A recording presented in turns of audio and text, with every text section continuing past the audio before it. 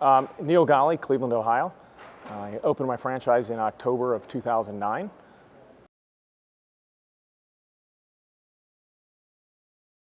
You call a franchise broker, and they throw out everything in the world to you, from painting houses to restoration to all kinds of different things.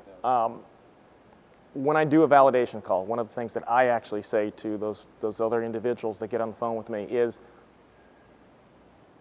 to me, we're on this earth for a very short period of time. I didn't want to be in an industry in which it didn't matter if I answered my phone or not.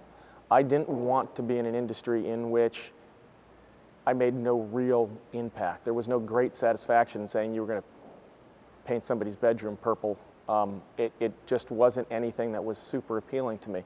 The flip side is this is a 24-hour business. This is something that you are making a gigantic impact on people, on individuals. You are the efforts that you go through in order to be there sometimes for a son or a daughter who can't get across the country when mom or dad are dying, but you've got an aide that's able to sit next to there and hold their mom's hand. It's extraordinarily rewarding. It's sometimes exhausting, but it's a whole heck of a lot more satisfaction at the end of the day than, again, power washing somebody's driveway. You're doing something that actually physically matters. For some people, that's too much. They don't want that. For me, I don't have a huge desire to spend my time on this earth just pushing paper or doing something that doesn't matter. I want to actually make an impact, and whether it's me physically, personally, or it's the culture that we build throughout my company and the organization to make life better for other people, that's what matters.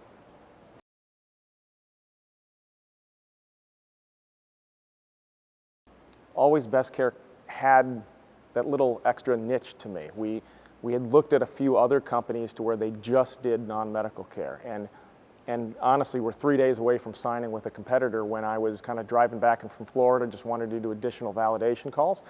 We got on one additional call and ended up being with Always Best Care.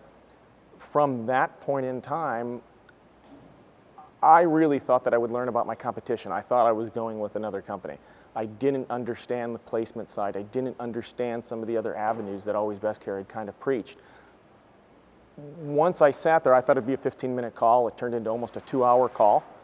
And I changed my philosophy. I wanted to make sure that, one, when I went out and I marketed and I talked to families and I talked to referral sources, that I could find my own individual niche with each referral source. So if they weren't interested in non-medical, if they weren't interested in placement, we could find something that really did appeal to them.